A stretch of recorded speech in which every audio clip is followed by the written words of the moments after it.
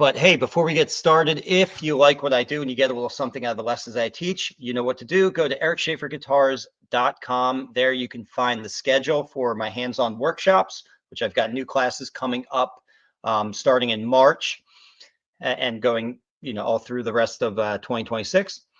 And also check out the online courses. A lot of you guys in the stream right now are already members of the online guitar building school, but if you're not, go ahead and check that out. You've got the Building an OM Acoustic course there, which is a comprehensive course, teaches you everything you need to know about building a guitar from the ground up. And there's also the True Oil finishing course in there as well. Lastly, this is very important, and actually, maybe I'll kick this out to the end and talk about this a little bit later so I don't go too long in the beginning. But the Tonewood shop is now live, which means I sell back and side sets and soundboards and other materials for guitars like neck blanks, fretboard blanks, bridge blanks, etc. It's now live. We're selling stuff at the moment. So if you go onto the website, and here actually I'll share a little for you guys who are watching on video. This is what the website looks like right now.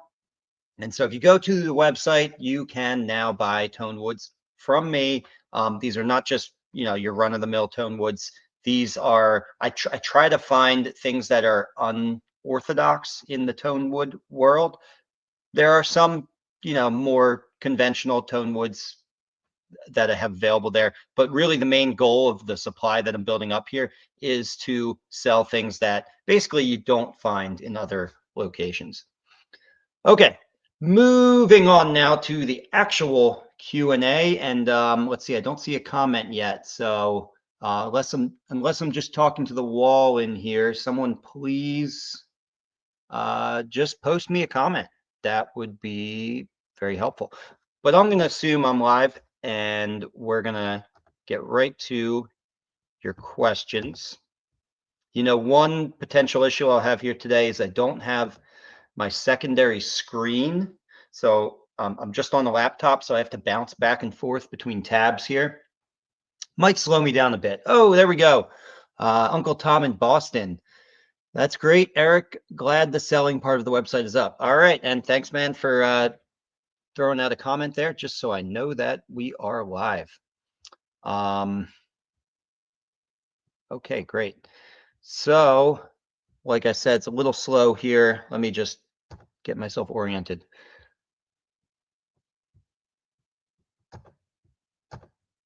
All right. Okay. Woo! All right. Wow, you guys put up with a lot here. Okay, so now we are in the comments here. All right, Detroit Fetty Ghost writes, just found your channel, longtime luthier. I love your approach and beautiful shop setup. Hope you are doing well. Going to check your video catalog now. Much love. All right, well, thank you, Detroit Fetty Ghost. And no comment, no question there, but I appreciate the love. All right, One Paragon X writes, one idea to consider is that the cutaway stiffens more the back of the guitar than the top. Is that true? That's what I'm asking. That's not what they're asking. They just wrote the cutaway stiffens more the back of the guitar than the top. And this was on a cutaway video that I did called Why Cutaways Make Guitars Sound Brighter. And they do. They add more treble for actually a couple of different reasons. One, you are taking a big, Cookie Monster bite right out of the guitar. So there's just a missing chunk, which means you are reducing the volume of trapped air in the sound box, which essentially changes your Helmholtz frequency, which we won't get into exactly what that is, but essentially there's a couple different things. There's some modes, vibrational modes of the top and the back, and then the Helmholtz resonance, and the combination of those things overall defines the sound of the guitar. And so the Helmholtz resonance is one of the big ones when you're, trying to define the resonance of your guitar. And yeah, taking a big chunk out of that, the capacity of the sound box is going to change that significantly. Not to mention a curve is a very stiff shape.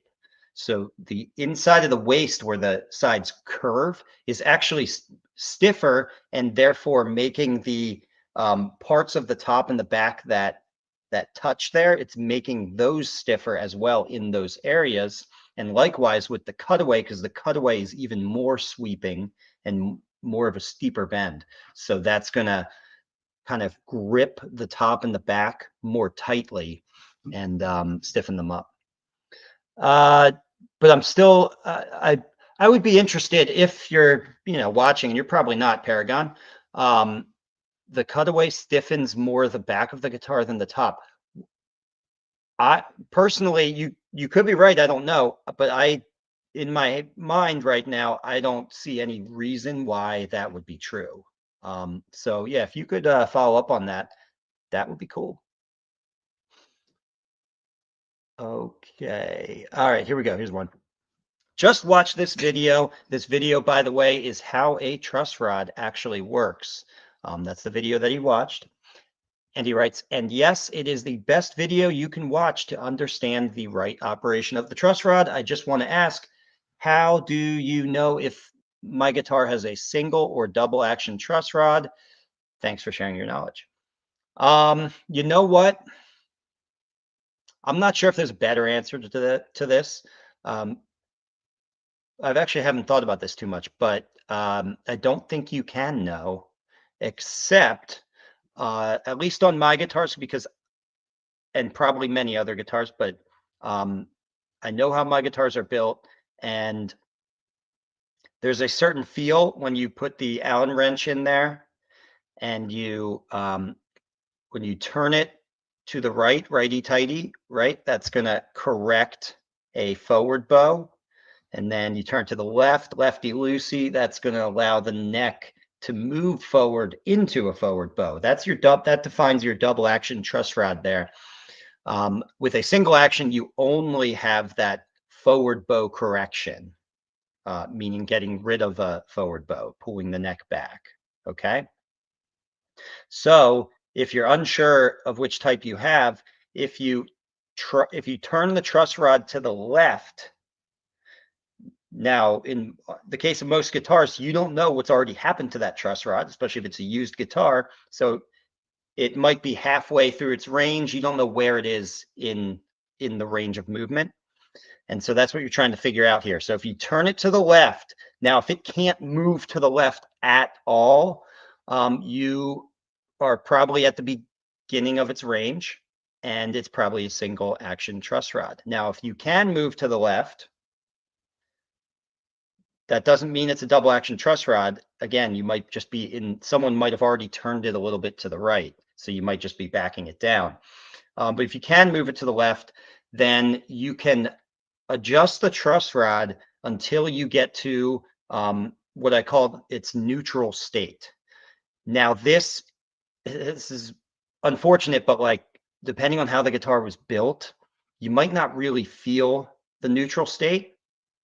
But on a lot of guitars, you can, especially if you're used to truss rods and building guitars, you get a feel for this. But you can find this point where the truss rod adjustment feels loose and floppy, and that is that neutral state, because you haven't, when you tighten or when you tighten the truss rod in either direction, you're putting tension on it, so it becomes tight. But when you find that neutral state, again, you'll notice it. It'll feel floppy. So, I mean, that's the best answer I can give to that. Let me check out the chat here real quick. Make sure I'm not missing anything.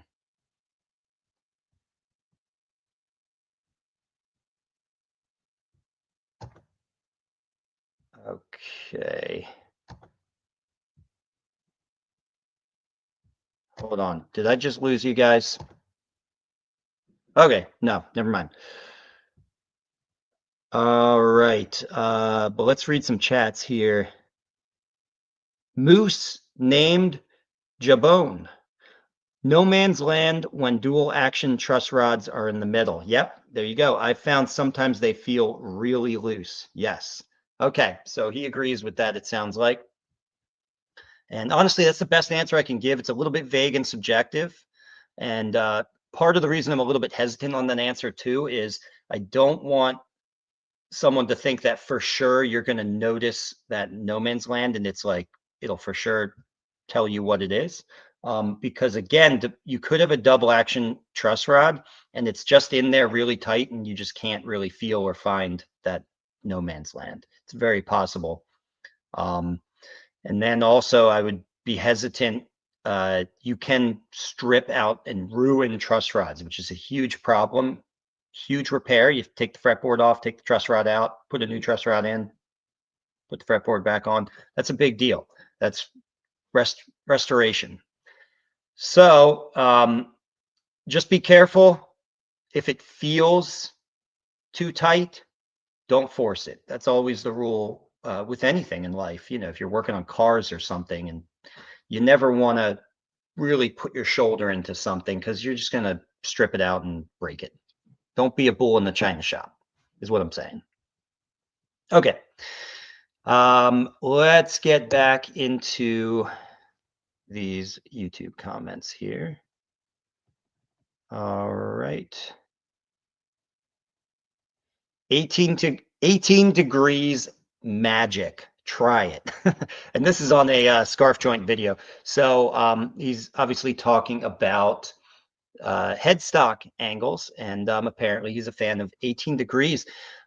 So people use a variety of different headstock angles for acoustic guitars. I use 14.5 degrees. I know it sounds weird that it's so specific as a half degree, but that's what I ended up with. Some people use 14, 15, 16. 18, it seems like madness to me. But you know, I'm not in the world of trying out lots of different headstock angles. It's just not something I've dove deep into. So I'm open to it, man. Unless you're trolling me and you want me to just build an 18-degree angle headstock to watch it break. Which actually there's something interesting there to talk about because there's a relationship. Well, there's two reasons why, as you increase that angle, it's more likely that you're going to break the neck from the tension. And the first reason is just very obvious, right? When you have more of an angle, you're creating a weaker. You're putting more stress out on the end where the strings connect, and so it's just more tension overall, which more tension means more force, more ability to break the wood. But then also, as you change that angle, the glue joint for the scarf gets thinner and thinner, right? To the point where if it's truly 90 degrees, your scarf joint, it's not even really a scarf joint at that point, your scarf joint is just the thickness of the headstock, which is maybe half an inch. But as you angle that out more of that wood comes in contact. A wider angled joint is going to be longer. And so you have more contact across that joint, which is why there's a sweet spot around like 14 to 16, at least just sort of industry standard wise. Like a lot of people stick within that very tight, very small range, myself included. Okay, you don't need the background music. At a point, it makes the video unwatchable for some of us. Okay, well, that's good to know. Thank you. And yeah, I think he's probably actually right, because I can see that's an old video. And, you kind of evolve over time in this world. And the early days, especially the very early days, I mean, you do some pretty incorrect and even cringy stuff on your videos. So you learn. So I probably was just filling it up with way too much distracting music. Okay, let's see. Viren Payne 3405 writes, bright, but okay, so he's commenting on guitar. What guitar is that? Number 119. which is a recent guitar that went to Doug. So that was a commission.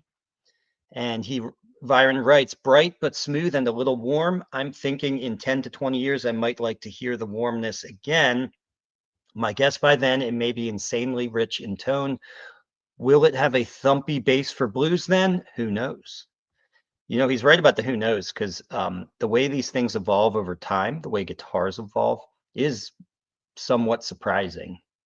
The way that they settle in. Guitars definitely, that's not a myth, by the way, that, you know, an older guitar is going to sound different.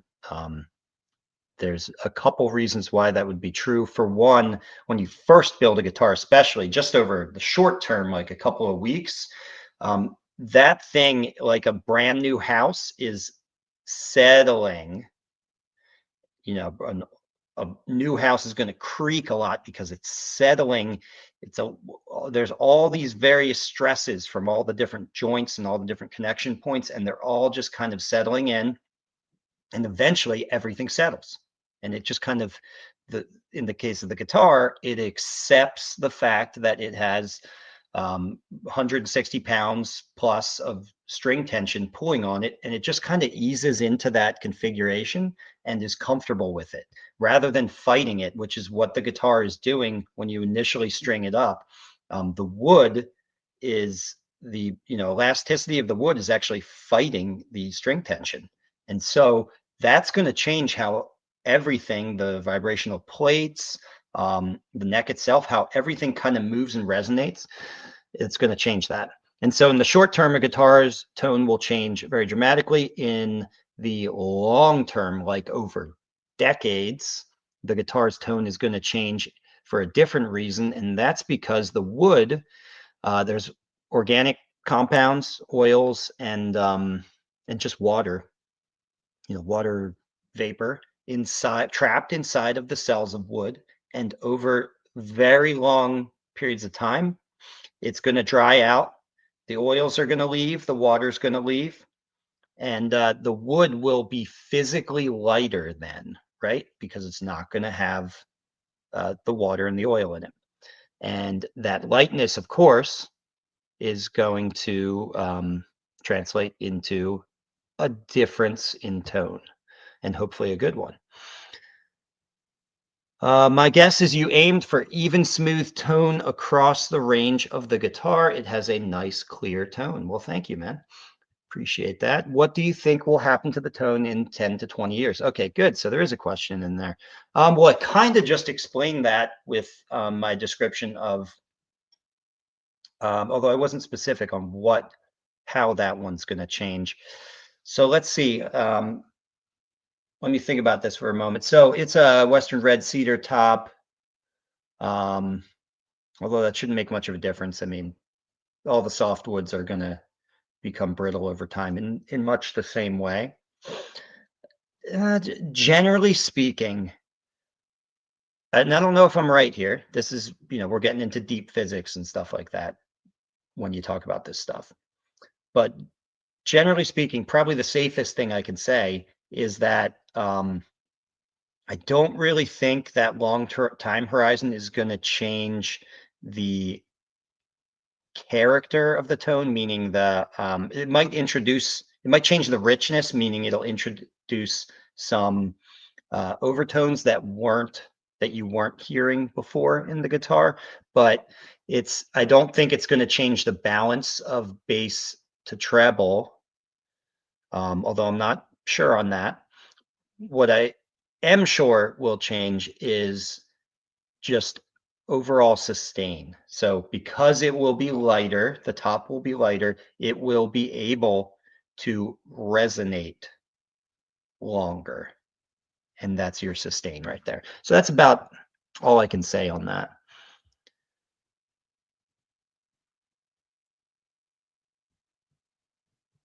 Okay, Hocus writes, me taking a pocket knife and divoting out on the side of the neck at each fret until there's enough fret exposed to use pliers and yank them out.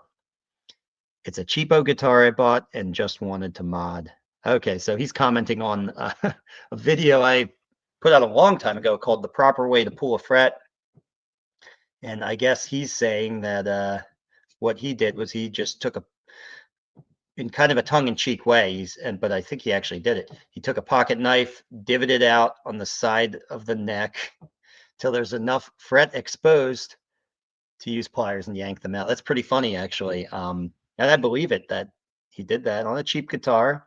And if you're not professional and you're just trying to get through something, I mean, there's all kinds of janky stuff I do on stuff that's not related to guitars, like I don't know, lawn equipment or equipment in my garden. Like I'm not a professional in that world, so I'm like I can be a little bit of a hack, and that's okay. All right.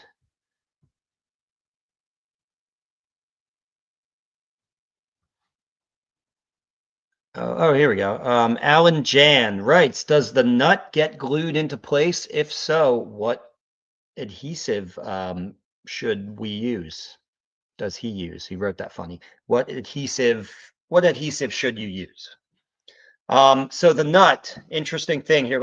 As I'm answering this, let me bounce back over to the main screen here, make sure everything's going okay. Oh, and I got some questions from you guys that I'll read, or at least one I see. The nut. Okay. So you can glue in the nut, but there's kind of no reason to glue the nut into place, except when you take the strings off or when the customer, who may not be as sophisticated as you are when it comes to guitars, when they take the nut off, the strings off, the nut may just fall onto the ground. And at that point, if they're not aware that that's okay, they might freak out and think, oh, I broke the little white thing at the top of the guitar. Okay. And this is actually why I think gluing the nut in even kind of exists, is just because maybe at some point, let's say Martin, for example, just guessing, maybe they were fielding a lot of warranty calls for nuts falling out when people were doing string changes. And eventually, I can imagine as a company, you would just go, all right, let's just glue the damn thing in. Like, problem solved. Now we don't have to, answer we don't have to explain to people that actually that's okay that the nut's not glued in. I'm not saying that's 100% that story is true with, say, Martin guitars. I'm just saying that my suspicion is that's why anyone glues in the nut, is just so when people change strings, it doesn't fall out and confuse them. So with that said, it's up to you. The guitars I have lying around, like my own guitars that I've built that are here at the shop, when I say my own, they're not like I those are for sale. So, you guys can buy them if you want. So they're not just made specifically for me, but those guitars do not have the nut glued in. There might be an exception there too. I might have done it once or twice, but typically I do not glue the nut in, except maybe sometimes, depending on who the customer is, I might glue it in before I ship it out or hand it off to that customer. So yeah, and adhesive wise, you could use a number of things here, because one thing you want to do if you're going to glue it in is you don't want to glue it in very well, very strongly. Okay. So, sort of the opposite of other glue joints, where you want to make sure you have enough glue. You want to make sure your surfaces adhere really well so that the glue joint doesn't come apart. Here, you actually want the glue joint to come apart. What you want to do is simply put a dot. I like to use Titebond, just a simple dot of Titebond, although it could be super glue, right in the middle of the nut, and then put the nut on, put the strings on, bringing them up to tension, and the strings are then acting as, your clamp to hold the nut in place. And that's it. It's that simple. But really, just a dot in the middle. Don't run glue all along that glue joint, because when you want to remove the nut to give it to adjust the setup, right, to change the nut action, you want to be able to take a small hammer, like a fretting hammer, and just gently tap the edge of the nut, and it'll break that small dot of that glue joint where the small dot of glue is very easily. rather than if you just smother that whole thing with glue, you're never getting that nut out, and that's a serious problem. Okay, let's see. Jerry Misamer writes, can you use quarter sawn redwood for top, and can I use for bracing? Yes, it's very, very brittle, more brittle than Western red cedar. It's really the most brittle wood that I use, but I use quarter sawn redwood for bracing, like he said. None of the redwood, actually just sold a redwood top to Larry Kuhn actually in here. We heard from Larry Kuhn a little bit earlier, or we didn't because his question was too long.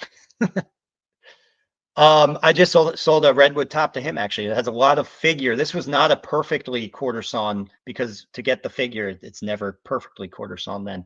So in that case, not a perfectly quarter sawn redwood. The issue with perfectly quarter sawn, as he's kind of alluding to, is it's such a brittle material that it is very easy to snap and break along those quarter sawn lines. The simple solution, and it's what I always do when I'm dealing with redwood, is and I hope hopefully you're in here, Larry Kuhn, because you just got a redwood top, and this is good for you to hear. Redwood you should leave considerably thicker, and especially if it's figured like yours is, Larry Kuhn, you should leave it considerably thicker than a Sitka spruce top, let's say, for example. So Sitka spruce top, you might have, now everybody's a little bit different here, but you might have a Sitka spruce top at like 120 or 110 thousandths of an inch, something around there. For a redwood top, I would keep that, well, Western red cedar even, I keep quite a bit thicker at like 130 thousandths of an inch, but a redwood top, probably around 140, 135, 140. You just don't want it to be too thin because it's going to be, it's just going to be a liability always, and that's the last thing you want, is to put all this effort into a guitar and have it kind of break apart. Now if that sounds very thick to you, like it's going to ruin the tone,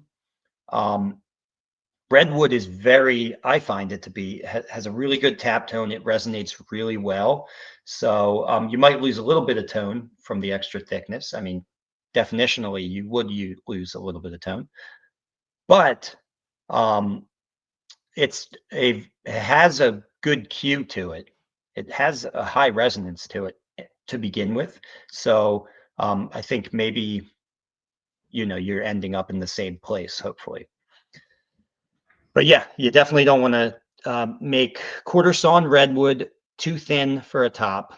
Keep it thicker than you would with your Sitka spruce tops. And bracing,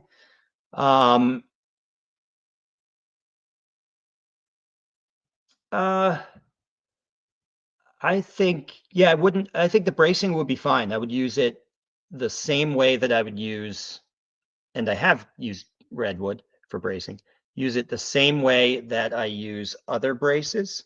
If one thing I'll add to that, one little caveat, if the redwood has really what, and this would be true of any species actually, if the grains per inch are really wide, and your braces are normally really skinny, like especially for the very structural parts like the X brace, I would consider changing your dimensions and just making the braces a little bit wider, because that wood's so brittle. And if you just have like 2 grain lines across the width of your X braces, that those brittle grain lines are sort of a liability. Whereas if you have many grain lines, I think your X brace is going to hold up a lot better, and the other braces as well. Just something to consider. Sometimes you got to widen out your dimensions if the wood is atypical. Okay, Gitbox writes, I thought heavier would equal more sustain. I know where you're getting this immediately, Gitbox. So this is a great question. This comes from, so let me read what he wrote first. I thought heavier would equal more sustain. And this is going back to the discussion we had just a little bit ago about my guitar that I sold to Doug, guitar number 119. And someone else was asking, how is that going to sound in a couple decades from now? And I was saying, well, the top will get lighter, and that should equal more sustain. Gitbox is saying, I thought heavier would equal more sustain. And I think what he's thinking of, this comes from the electric guitar world, heavier necks equal more sustain for an electric guitar. Now, why would that be the case? Why is it opposite? Oh, I'm sorry. This is true for the acoustic guitars too. Actually, let me say that first so I don't confuse you guys. And I'm just going to explain it as an acoustic guitar, even though I think this whole idea is heavily talked about in the electric guitar world, that like a heavier neck increases sustain. And it's true, at least theoretically, as far as I understand. So let's stick with the acoustic guitar just for simplicity here. So if you have a heavier neck, more mass on the neck for an acoustic guitar, and your strings are anchored both to the top, therefore the whole sound box, and to the end of the neck. Okay. Now what you have those two components. The string is attached to both of them, so they're both competing for resonance, right? And when you build a guitar, you're designing the guitar. What you want is the sound box to have all the resonance. Ideally, you wouldn't want that neck to move at all. That's just waste, right? That's wasted resonance. It always helps in the guitar world to like go ad absurdum and think, imagine the neck was just like a noodle, right? A pool noodle. Think of what that would do to your resonance. When you play the guitar, the neck's going to be flopping all around, like that, wacky waving inflatable tube man from Family Guy. I don't know if you guys ever saw that. So the neck would just be moving all around like crazy, stealing all of the tone from the sound box. So if you get a real nice rigid, now the opposite, super stiff neck that absolutely doesn't move. Let's just say you took two screws and screwed the neck right to the studs on your wall. That thing isn't moving. Now when you strum that guitar, which is literally screwed to the wall, all of the resonance is going into the top, right? And it's not being wasted over there in the neck. So I hope that makes sense to you, Gitbox. But I think that is the I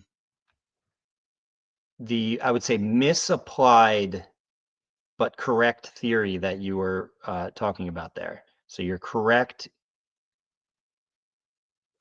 just not in the context of sound boxes and tops. You were correct for necks. You want, if tone is your number one thing, you want the necks to be heavy. Interesting thing though about that guitar that we were talking about, guitar number 119, is that neck actually has a super light neck. And a lot of my necks, I use Port Orford cedar, which by the way I have for sale in the Tonewood shop as neck blanks. I use Port Orford cedar for the necks because has about the same, very similar stability, which you get from your TR ratio, tangential to radial shrinkage ratio. Very good stability, similar to Honduran mahogany, and very good elastic modulus as well. So it's very stiff and very stable, put it that way. Just like Honduran mahogany. The only difference between it and Honduran mahogany, it is exceptionally lighter. I think off the top of my head, because I was just looking this up for the Tonewood shop, actually, 29 pounds per cubic foot is Port Orford cedar, and Honduran mahogany is like 37 pounds per cubic foot. So that's a pretty big difference, 37 pounds to 29 pounds. That's a noticeable difference. And again, Gitbox is right here, but there's always competing interests when you're building a guitar. And if you've ever played one of my guitars that were built with Port Orford cedar, yeah, I'm technically losing some sustain because I'm using a really exceptionally light wood for the neck. But there's a very noticeable feel to a guitar like that in the most simplest ergonomic way. I don't mean feel in the sort of vague subjective way when we're typically talking about guitars, when you're talking about tone and how the resonance of the guitar feels. I actually mean it in the most basic way. When you pick up that guitar, it is, instead of being neck heavy like a lot of guitars are, it is very well balanced, very well balanced. So it feels almost like a Japanese woodworking tool in your hand, or like a Japanese sword, like something that's just like has a perfect like tipping point right where it's supposed to be. That's why I like to use Port Orford cedar for guitar necks, and and sort of sacrifice, I guess technically sacrifice a little bit of tone on that, but everything in guitar making is a sacrifice one way or the other, a compromise. Okay, Tom, Uncle Tom in Boston. How you doing, man? By the way, I don't think I've heard from you in a while. So Uncle Tom in Boston writes, I'd love to see a tour of the new shop, Eric. Yeah, we're definitely gonna do that. What's funny about that? I've been so obsessively setting up the shop, and I really should do the tour. I should have done it a long time ago. It'd be a really fun video, and I think there's a lot of stuff I could talk about that would be educational for you guys that you could learn from. But I've become such a perfectionist about it that I keep saying to myself, it's not ready. It's not ready. Like I want to put in this thing over here first before I sort of present it. So anyway, that's where I'm at with that. But I am at the point where I need to just start making videos again. So, and I know that that would be a really good one. So we'll do that. By the way, Tom, Uncle Tom in Boston. So his nephew is Tom Anello, who is a very accomplished percussive fingerstyle and successful percussive fingerstyle player. I saw that new video that he put out for the new song. It was amazing. Oh, Uncle Tom writes, I do miss your videos. Well, thank you. But yeah, I saw his nephew, again, professional percussive acoustic player, Tom Anello. You can find him on Twitch. I'm not sure where else. I watch him on Twitch, but he just came out with a really awesome new song that I like a lot. I forget what it's called. Uncle Tom in Boston could probably tell me. Okay, let's get back. I think I might, honestly, because I'm having the issues with a couple different things here, the laptop and connectivity. I'm going to keep doing YouTube comments just because that keeps things going smooth here. So sorry, guys, I'll definitely get to the Discord in the next one if you guys had any good questions in the Discord. And for those who don't know, I'll explain the Discord. The Discord is the members forum. So that is for students who have either signed up for my hands-on workshops or the online course. You are then welcomed into the members forum, and it's a great place. Here, I'll pull it up while I'm talking about it. Give me 1 second, 1 second, 1 second, 1 second. There it is. Okay.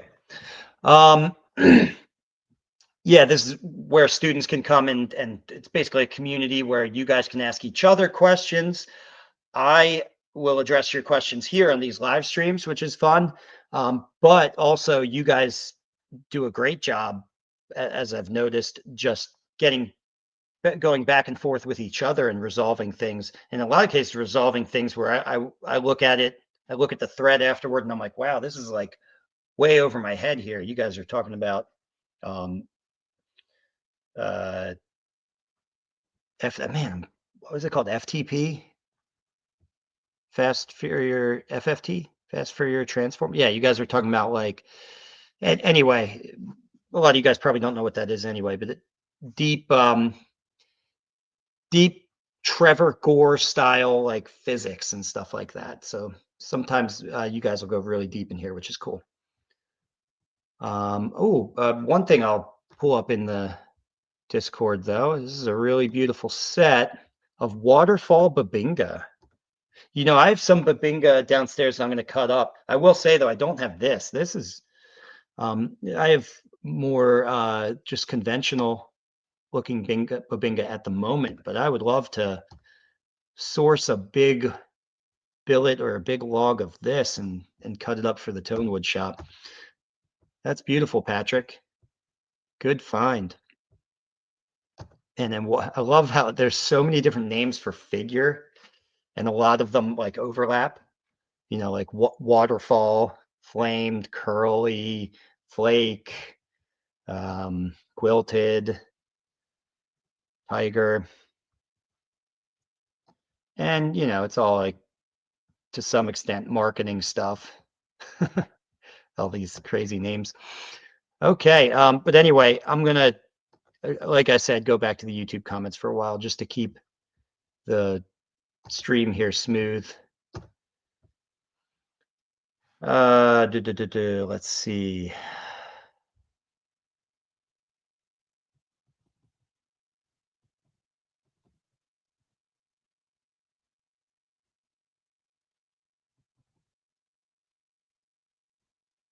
Okay, a lot of comments I'm just kind of skipping over. People are saying nice things. This is a really good, precise information, and you are easy to understand. Thank you so much for sharing your knowledge. I can go and cut my slots with some confidence now. So he's talking about my nut slot masterclass video, which is a free video on YouTube. And then someone else is commenting on my refretting on a bound fretboard masterclass. This is the best refret instructional video I've watched so far. It would be really great if you made one for a maple lacquered neck. Okay. Interesting.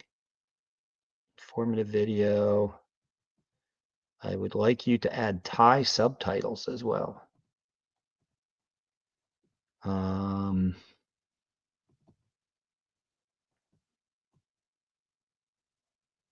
Okay, here we go. Finally, a question. Jim Caderet writes, must you always use quarter sawn wood for the top with mahogany or sapelli? Again, very similar to the redwood question, actually. For the top, short answer is no. If the question is must you always? But for tops, you always want, I said always again, for optimal results, I'll put it this way, you want as close to quarter sawn as you can get, tonally optimal results. In the real world, nothing's ever perfectly quarter sawn. And that's one thing too. If you're a new guitar builder, I find a lot of people have this almost like a platonic ideal of what quarter sawn is, this perfectly like 90-degree thing and all the way across its width, because they're new to guitar making. I'm not saying this guy's new. I don't know. But I'm saying for a new builder, they're going to have this conception. They read about quarter sawn and they like textbook definition of it, which is, 90 degrees from the face. And they get wood and they see it's not that. Then no wood is going to be perfectly quarter sawn, especially across its whole width, even in the best case. So that's good to understand. All wood is technically rift sawn to some degree, especially as it gets out towards the edges. So I don't know what you're looking at, Jim Caderet, but you might have very quarter sawn wood. Now, if it's past 45 degrees, so past 45 degrees is basically definitionally rift sawn. And then once you go past that, you're flat sawn, right? So that would be more of a problem, tonally speaking. If you're using truly flat sawn wood, you can use it. It's not that the guitar won't work or that you'll play and it'll just be like absurdly, like it'll make almost no noise or no sustain whatsoever. it'll still have sustain. It'll still sound like a guitar. It'll still impress your friends who aren't used to, who don't um, shop at Dream Guitars for their guitars, for example. Dream Guitars out in North Carolina, they're basically the best, most high-end curator of the best guitars in the world, if you haven't heard of them. But anyway, um, you could still build an amazing guitar with flats on wood, but definitely if you're getting more serious about it, you use quarter sawn without exception. I'll put it that way. I'm okay. That's too many Z's in your. Who does that? That's way too many Z's in your comment for me to answer. I'm bouts to customize my Gibson. Okay, I can't even read that. I don't know why someone would write like that unless they wanted to be ignored. Okay. Dongbat writes, "You're just wrong." And that's on my why tone woods do not impact tone on electric guitars in a way that is discernible and meaningful to a human listener video. But that's okay. So almost everyone has a religious conviction about that one way or the other. And that's fine. You won't make everyone happy. What type of blade sharpening tool is that? So that's on my making a purfling and binding thicknessing jig video, a very old video at this point. And so what that is a jig that you can make by, let me see if I can describe this, by simply taking a plain iron and fastening it to a board with a gap underneath the cutting edge of that plain iron, and then a dowel just underneath that gap so that you can pass your binding strips between the dowel and the blade, and the blade will kind of shave an even amount off each binding strip. If you create this tool well, it can work really well. I find though, for my first iteration of this, it didn't work that well. The blade, of course, has to be very sharp. So anyway, if you guys are interested in that, a binding and purfling thicknesser, you can watch that, look that up on my channel, and you can find that exact video, and it'll show you how to make it and what it is and how to use it.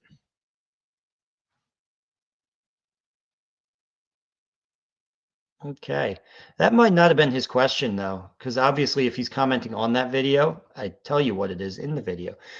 I think I must have used a certain tool to sharpen my plane iron in that video, and it was probably, without stopping the stream and watching the video right now, it was probably the Worksharp 3000. So hopefully that answers your question, Al Gore. His handle is Al Gore FH5JT. So I'm assuming you are actually Al Gore and not just somebody else. So I'm speaking to Al Gore right now at the moment. And yeah, the Worksharp 3000, it's a great, can't say enough good things about that tool. It's a dry system of sharpening, and that's what I like about it, rather than using water and oil and stuff to cool down the blade as you're working. This is just straight sandpaper, which of course the danger there with using a dry system is that you'll overheat the tool, and it'll turn blue. And when your tool turns blue from overheating, you've just destroyed the temper of that tool, and possibly in a way where you can't even recover it. Sometimes you can grind the tool back past the blued area and reclaim it, but you can really mess up tools by overheating them. And we don't want to do that. But I've actually never overheated a tool in the Worksharp 3000, because you simply follow the rule of 2 or 3 seconds on, 2 or 3 seconds off, right?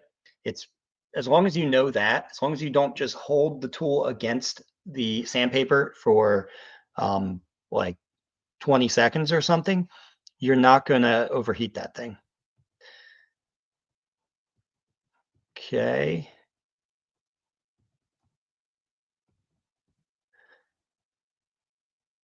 All right. And okay, I feel like we're going maybe a little long here.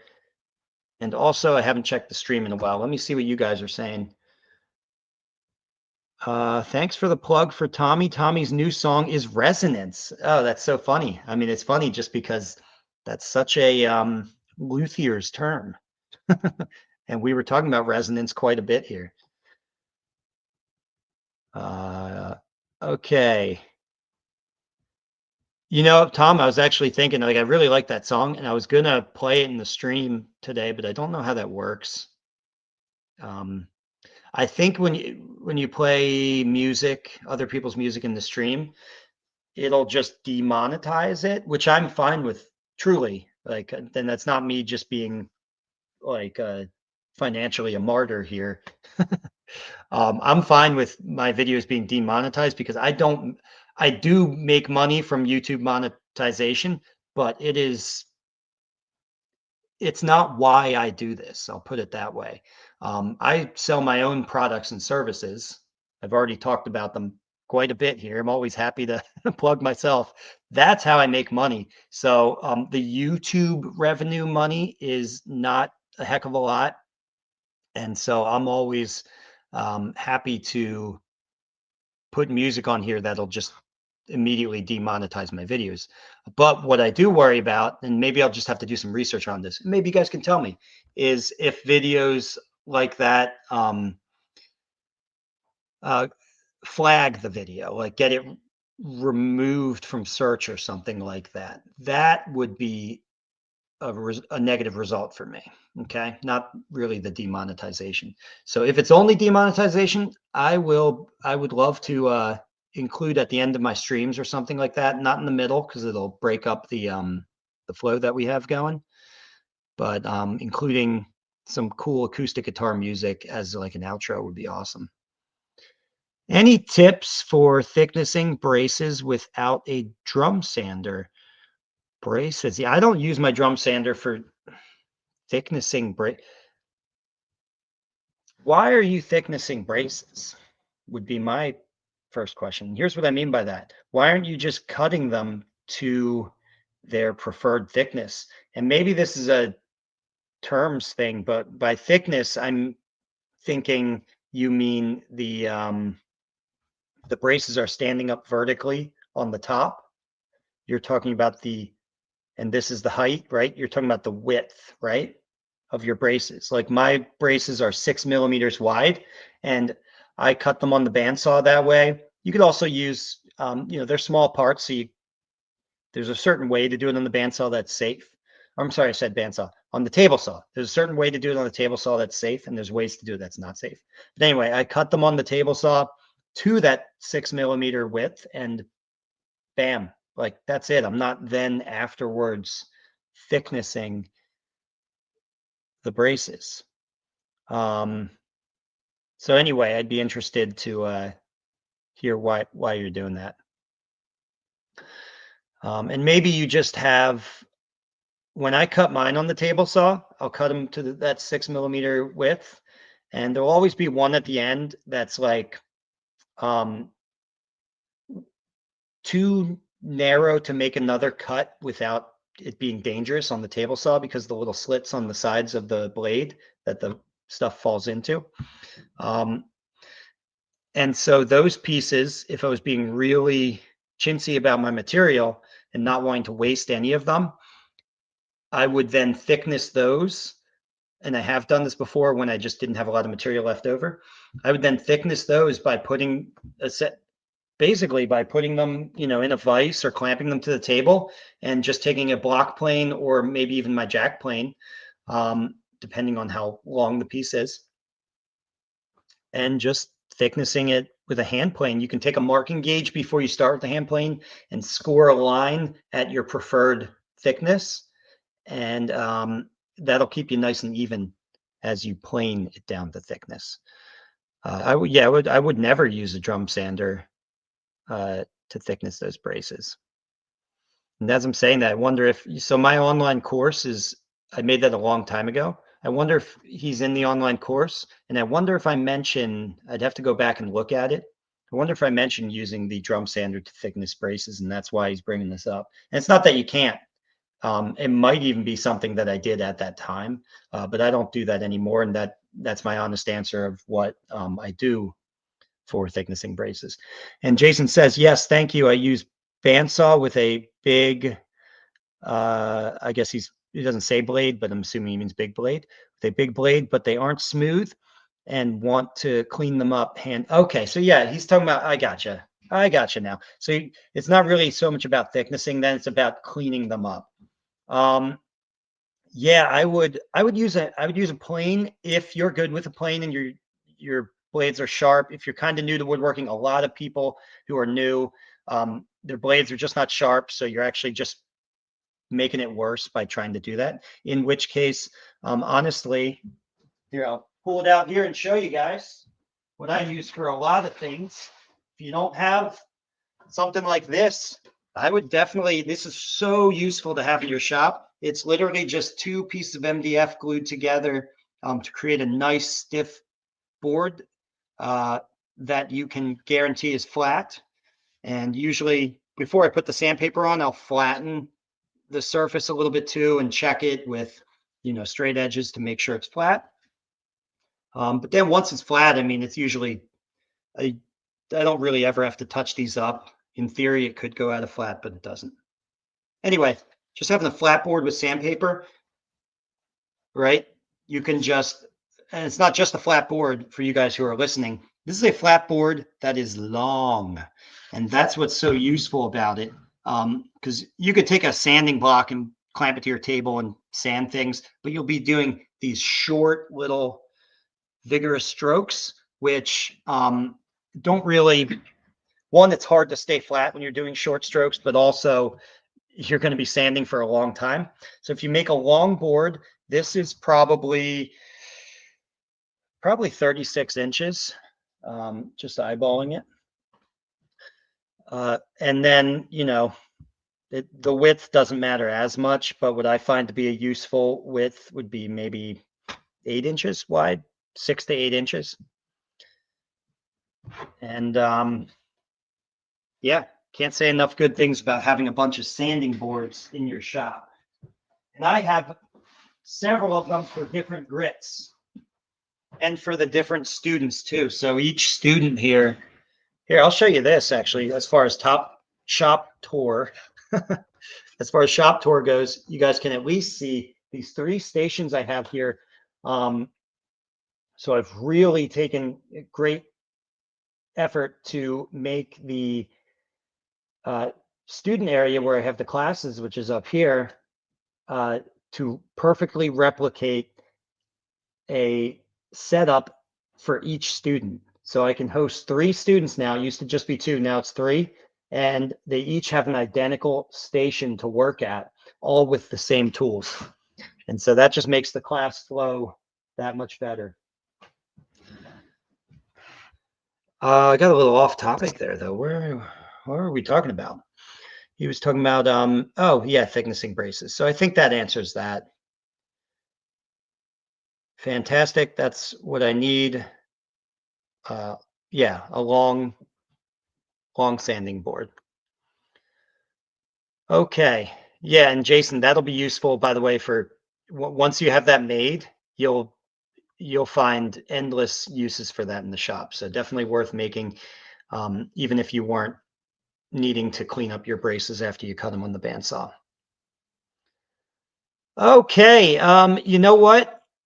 I think we're going to end this pretty soon here. Oh, before we go though, the Tonewood sale. So if you guys use the coupon code TONE25, you can get 15% off for the rest of today until midnight. That's when it ends. Okay, so if you don't get in there now, you're going to miss the 15% off deal, which is significant. 15% off is, a lot of discounts are 10% off for most things most of the time, including my own stuff. But so we went a little more with the 15. Tone25. Yes, I know I should have made the coupon code Tone15 because it's 15%. So it makes it a little confusing. 25 is for the year 2025. But I realized that after I made the code. TONE25 is your coupon code. That ends at midnight tonight. We just opened the Tonewood shop. Check it out, even if you don't buy anything today, just to see what the kind of thing that I'm doing over there. Again, the point being that I'm trying to do something a little bit different and bring you guys things that you don't normally see from a Tonewood shop or from Stu Mac. So, for example, right now I have a bunch of sets of Spessart oak. So Spessart oak, it's not your typical, it's a European oak from a managed forest, the Spessart forest in Bavaria, I believe, Germany. And basically it's this experiment in conservation where they've been growing, they've been managing this forest for the oak trees essentially for thousands of years, more intensively over the last 150 years. But yeah, anyway, the story of how that management works is in the Tonewood shop if you look at the Spessart oaks samples. So I'll just leave it at that without going too long on it. But also the more sort of interesting thing maybe for you guys is the flake figure on these samples are insane. So this is something that is not easy to find. It doesn't look like your typical oak because it has this striping running across it, which is very unique. Anyway, there's also Zeracote and Tasmanian Blackwood, Curly, Claro, Walnut, all kinds of cool stuff in there. Check it out. Tone25 for 15% off. That's just today. That ends at midnight tonight. Brian Bullard writes, "Hi Eric, long time seeing you. Hope you are enjoying your new digs." I am definitely enjoying the new digs, man. I can't wait to do this tour video. You guys are getting me excited about doing that actually. So I may do that sooner rather than later then. Okay. Anyway, with all that said, I will see you guys in the next one. Thanks for coming out again. I'm going to do this again more regularly now. So next Tuesday at 9 a.m. Eastern time, we'll see you guys again, just like this. Okay. Bye for now.